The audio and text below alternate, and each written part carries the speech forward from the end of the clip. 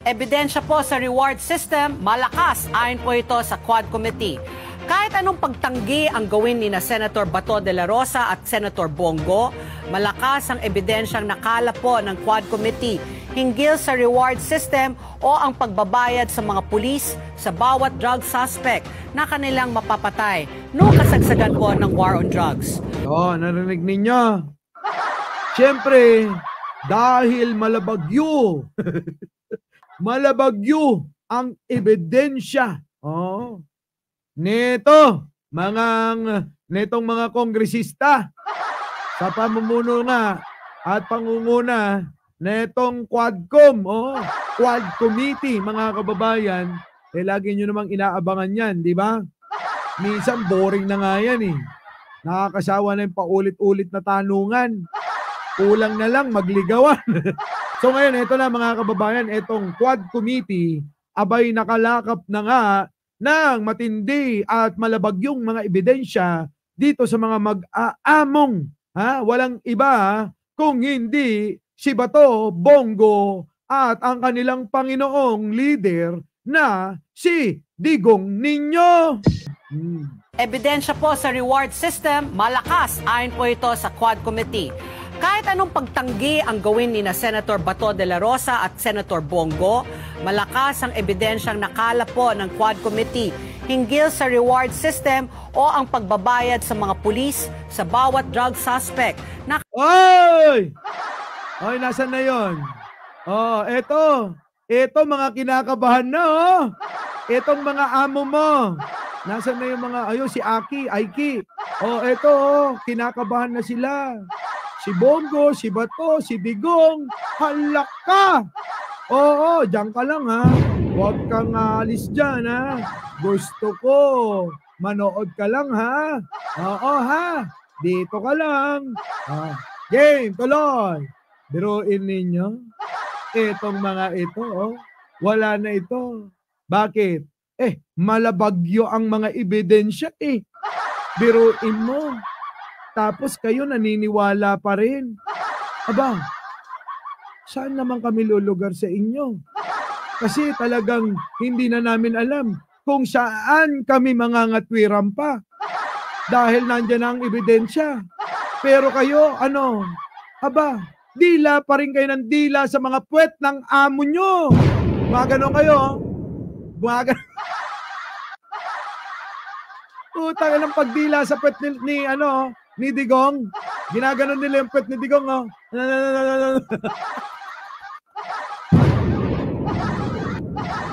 Puta, ibang klase na. Hawang-hawa na kayo kay Sara. Puta, iba na talaga, Malupit. Malupit. Bias sa media. Eto, hindi to media. Ako lang to. Tingnan mo, nakikita mo to? Itong nasa litrato. Nakikita mo to? Kamukha ni Jack Ma to. Oy! Nasa na yung si Aike? Aike, nakikita mo to? Nandito, yung sa litrato. Kamukha ni Jack Ma to. Pero hindi lang yun. Hindi lang yun, Hindi lang yun. Naku, malas mo. Nasa mood ako. Hindi lang yun. Nandiyan na si PJ Reacts. Hindi lang yun. Hindi lang kamukha ni Jack Ma yan.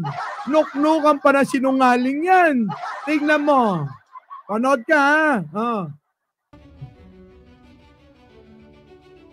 Wala naman siyang sinabi na... May sinabi ba siya na patayin mo ito? Oy, Jack Ma. Magpasikat ka kay Aiki. Idol ka neto, hoy. Oy, ikaw Digong. Magpasikat kayo sa mga fans nyo. Sayang naman ang paghimod ng puwet netong mga ito sa mga puwet nyo. Di ba? Wait lang. Pasok. Sinungaling. Ang sinungaling ay kapatid ng magnanakaw. Sabi yon ni Susan Roses. Di ba? Wala naman siyang sinabi na... May sinabi ba siya na patayin mo ito? Shoot them dead. Inang-ina. Sampalan ng ebidensya. Napakasinungaling talaga. Tapos may gana pa. Mag-iimbestiga yung idol nila na hinihimod ang mga puwet nila. Diba? Sige, Jack Ma, panindigan mo, kasinungalingan mo. Pinangako niya, sabi niya, susugpuin ko ang illegal na droga. Oh, susugpuin daw pinangako. Sabi ko na nga, Anthony Salvador hanggang ngayon. Diba? Hanggang sa pangayon naman, nawawala ba droga? Hindi, pero ang kaibahan, yung pag-manage ni Pangulong Bongbong Marcos, abay malayong malayo. Bakit? Hindi nagkakaroon ng madugong patayan tulad ng ginawa ni Digong, di ba? Malayo. Abay pwede naman palang labanan ng droga nang hindi nagkakaroon at walang naibubuwis na buhay. Kaso mga kababayan, noon parang mga manok lang. Parang mga manok lang, si Rokansaki, ang kinakatay ng mga alagad ni Digonyo. Kasama na to si Jackman nyo. At isa pang bato nyo. At isa pang Sara nyo. At kayo, sama nyo na sarili nyo. Diba? Sama-sama na kayo. Pero wala siyang sinabi na patayin mo ito, patayin mo yan. Wala siyang sinabing gano'n. Ulit-ulit, wala daw siya sinabi. Shoot them dead. Shoot them dead. Narinig mo na? Magpasalamat ka na, Aiki. Binigyan kita ng oras dahil nasa mood ako. Ngayon, pag hindi ka pa rin natauhan dyan, simpleng-simpleng paliwanag at, kinumpose ko pa yan para nang sa ganon, mas madali mong maunawaan. Kaso, talagang lintik na talaga. Naku, buti boss, hindi ka natukan. Paano naman ako matutukhang? Mas matibay ako sa idol mo. Ito na, diretso na natin dito. Paliwanag nila. Ebidensya po sa reward system, malakas ayon po ito sa Quad Committee. Kahit anong pagtanggi ang gawin ni na Senator Bato de la Rosa at Senator Bongo, malakas ang ebidensyang nakala po ng Quad Committee. Hinggil Yan malakas. Malakas na malakas, malabagyo nga. Rapi Lopez. Shout out. Alfonso Lopez. Puro Lopez yun nandito Mami Terry. Ron Aguirre. Ito na, Joven Evangelista. Aphrodite Panapan. Ito na. sa reward system o ang pagbabayad sa mga pulis sa bawat drug suspect na kanilang mapapatay noong kasagsagan po ng war on drugs. Ayan nung kasagsagan ng war on drugs ni Digong, liliwanagin lang natin. Baka mamaya sabihin kay Pangulong Bongbong Marcos yan. Alam nyo naman ang mga utak niyan. Gawa nila, binibintang sa iba. Diba? Saan ka pa? Kaya yung mga tanga at bobot mga mangmang, litong-lito na sila. Paniwala pa rin sila sa amo nila. Kahit na malapit ng mapunta sa impyerno tulad ng sinabi ni Sarah. Di ba? Pasok. Ito po ang nagkakaisang pahayag ng 3 sa 4 na chair ng Quadcom Committee na nag-imbestiga sa Philippine Offshore Gaming Operators o POGO, illegal drug trade at ang extrajudicial killings o EJK noong mga panahon po ni dating Pangulong Rodrigo Duterte. Ayon po kay Kong Dan Fernandez, ang testimonya ni na dating Philippine Charity Sweepstakes Office General Manager PCSO Royina Garma at Police Lieutenant Colonel Jovi Espendido na itinuturing na poster boy ng war on drugs na may natatanggap na bayad ang mga nakakapatay sa mga suspect sa droga. Kita nyo? Ang nagsalita, eto. Ano tawag nyo dati dito? Yung mga DDS tawag dito kay Espinido, Verdugo. Tawag nila dyan, bilib na bilib ang mga gago. Sabi nila, ibang-iba talaga si Espinido. Idol! Idol namin to. Bakit? Bata to ni Digong. Ito ang Verdugo ni Digong nyo. Pero ngayon, ano sabi? Lagot ka, Digong. Kakanta na ako. Isa pa. Sinamahan pa nung dating kalaguyo niya. Walang iba kundi si Garma, na nung una pa iyak-iyak pa, todo tanggi siya, pero bandang huli, nagsalita na, hindi na daw kinaya ng konsensya niya. Diba? Oh, nung una yun paiyak-iyak pa, hindi po. Wala po akong maalala, Your Honor. Mr. Chair, wala po akong maalala. Oo, pero bandang huli. Kumanta. Aba, lahat nabigla. Nabigla lahat ang tao sa pagkanta. Diba? Sinabayan na yung mga nauna. Tulad nila Espinido at iba pang mga nakakulong na inutusan nila para pumatay din kahit nakakulong na. Oh, kalma. Baby, kalma. Huwag mo naman akong bigyan ng dahilan para tapihan ka. Diba? Kaya pa ba? Kaya pa ba? O, kita mo naman talaga. Sabi, binayaran niya ni Tamba. Kailan ko naman pinagtanggol yung binabanggit mong pangalan? Dahil alam ko naman yung iyong pinatutungkulan. Pero kahit kailan dito sa channel na to, never ko pinagtanggol yan. Ganyan talaga kapag mahina ang kukote. Hindi kasi nagre-research. Kaya kung ano-ano ang sinasabi. Kaya wag na kayong magtaka kung tawagin ko kayong mga bobo at tanga. Ayun naman talaga ang totoo. Di ba? Sinabi naman po ni House Committee on Dangerous Drugs Chairman, Congressman Robert Ace Barbers, pinao-audit na umanon nila ang mga intelligence funds sa Office of the President at ang PNP nung nakaraang administrasyon. Dahil po sa hinalang ito ang ginamit sa reward system bukod po sa koleksyon sa Pogo at small time lottery o ang tinatawag. Alam nyo na. Diba? Mahaba to. Sige, pakinggan natin. Ayan na nga, ini-establish nila. Pinapatunayan na nila na na talagang may pinagkunan. Ito kasi yan. Nagbayad ng mga pulis ng mga na pumapatay. Saan galing ang binabayad. So alam na sino nag-utos. So alam na. So naku, bagyong-bagyo na yan mga kababayan. Kompleto na. Diba? Kulang na lang, alam nyo. Aba, ikukulong na lang itong mga ito. Diba? Parang pagkain yan. Kompleto na, kakainin mo na lang. Sige, tuloy. Ito na. Na STL. Sinabi naman po ni House Committee on Human Rights Chair, Congressman Benny Abante Jr., na ang presensya ni De La Rosa at Senator Bongo sa pulong na ipinatawag ni Duterte. Narciso Alvarez, mahal natin yan. Pero mahal ka namin, Aiki, ha? Huwag kang mag-alala. Kapag sinuka ka na sa kabila, nandito yung shoulder namin. Parang asawa ni Subiri na sinandalan ni Bato at may iyak-iyak pa. Pwede mo namang gawin yun sa amin. Hindi lang isa, nandiyan naman si Ai Chang, si Jojo Chavez at iba pa.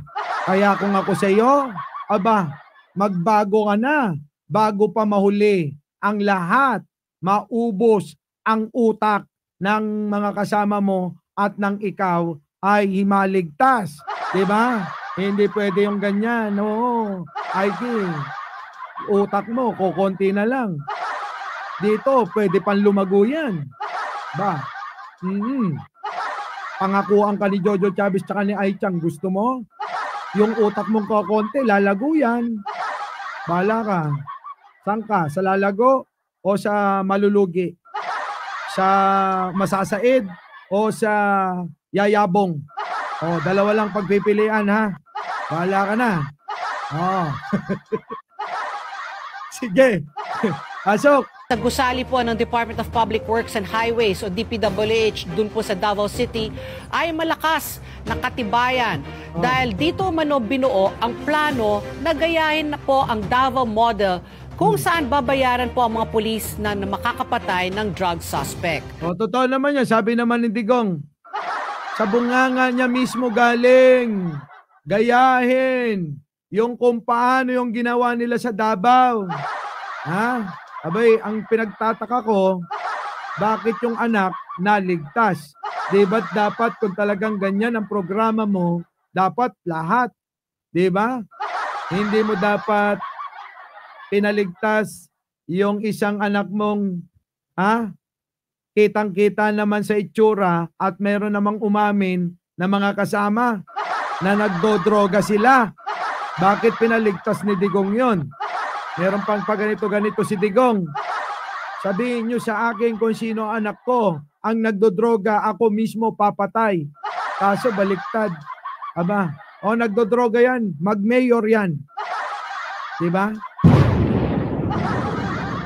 Sa panayam po namin kahapon kay Congressman Abante, sinabi niyang mas kapanipaniwala po ang testimonya ni Royina Garma.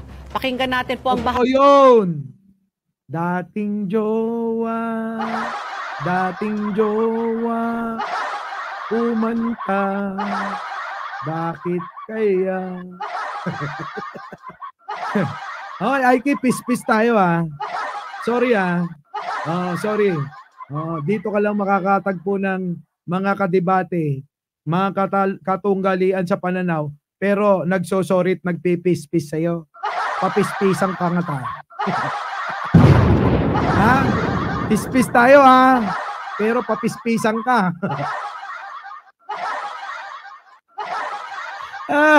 Ross and Ray, nandiyan na. Ito na, mga kababayan.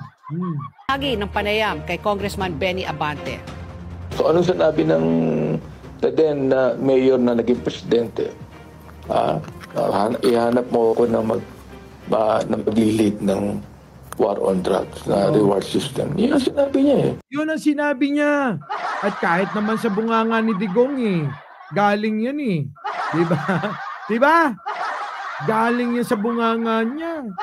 So ano magagawa natin dyan? Di kulong na natin yan para tapos na. Di tumahimik na. Ang problema na lang si Sara.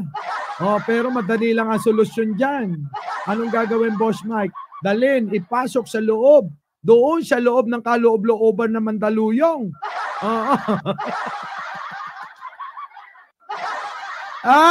Di ba? Yun lang ang solusyon. Kung hindi naman, tuparin niya na lang yung pangako niya. Pumunta na sa impyerno. At doon, maging presidente siya. Baka sumama lahat ng mga DDS na nandito ngayong araw. At yung iba pa na natira. Diba? Payag ba kayo doon, Aiki? Payag ka doon? Siyama ka doon kay Sara, doon daw sa impyerno. Siya presidente nyo. Pero kami dito, nandito kami sa lupa. Ang presidente namin, si President Bongbong Marcos.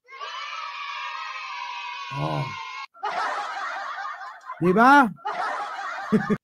Ibig sabihin nun yung pa'y crocodile tears o tunay na pag-iyak.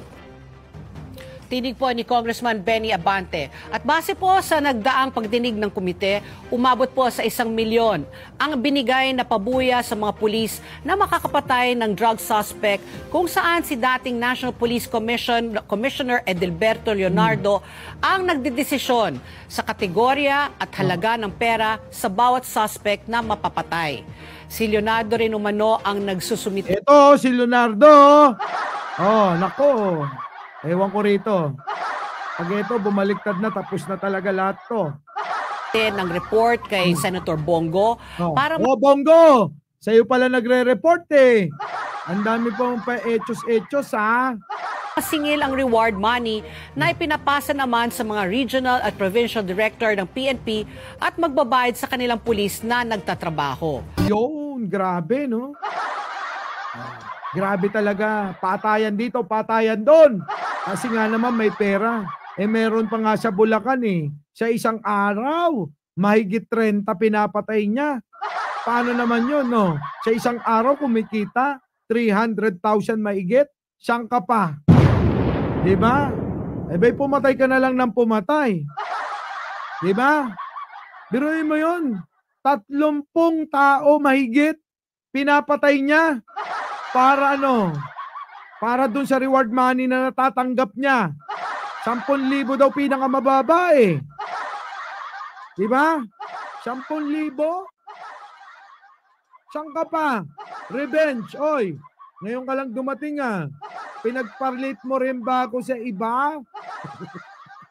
Victor Manuel, di ba? May 2 cents. Oo. Jaco Rivera, nandyan na. Grabe, no? Eto na ngayon si Digong. Pakinggan nyo si Digong. Todo tanggi na. Oh, sige, pasok. Pangulong Rod. Oh, no. Digong. Main, uy. I miss you too. I love you. Eto na. Pasok. Itinanggi ni dating Pangulong Rodrigo Duterte ang akusasyong may pabuyang natanggap ang mga pulis na pumatay sa ngalan ng gyera kontra droga. Sinungaling! Sinungaling! Sinungaling ka, Digong!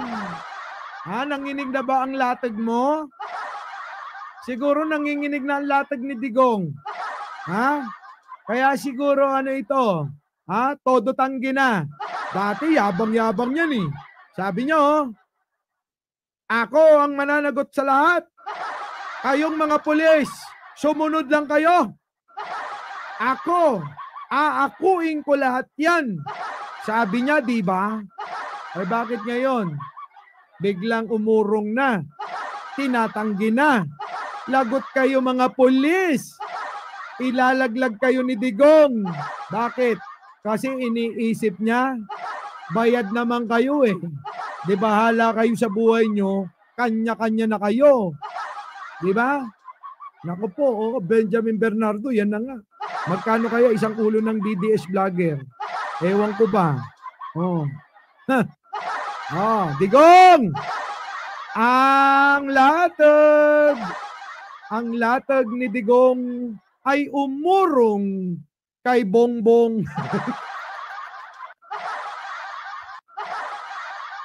Puta, ayos ah. Ang latag ni Digong ay umurong kay Bongbong. Dating matapang, ngayon ay umuurong. Dating malakas ang bunganga, ngayon nanghihina. Dating laging nagmumura, ngayon mukhang nagdadasal na. Itinanggi ni dating Pangulong Rodrigo Duterte ang akusasyong may pabuyang natanggap ang mga pulis na pumatay sa ngalan ng gyera kontra droga. Wis. Wa. Oo. Chika lang. Sabi nga ni chika bumbum lang yun. We. Sabi ni Sarah, we. Napaka-jeje ni Sarah. Di ba? We. Digong, we. Ganunin kaya ka namin, Ganunin kaya natin si Digong. We. Puta. Totoo ba yan, Digong? Tumatanggi ka na? Anak ng pating. Urong na ba ang itlog? Pati yung hotdog. Umurong na parehas? Anak ng pating. Handa rin daw si Digong humarap sa pagdinig ng Kamara sakaling siya ay maimbitahan. Nasa frontline ng balitang yan, si Rainiel Pawid. Nagpapalakas ng loob. Dadalo daw. Maniwala kayo dyan, dadalo yan. Pambira, dadalo yan. Sinungaling yan. Sa lahat ng mga sinungaling, ito ang leader ng mga sinungaling. Hindi lang leader, pinaka-leader. Hindi lang Boss Mike. Pinaka-leader. Ang dami pinaka. Our beloved Boss Mike.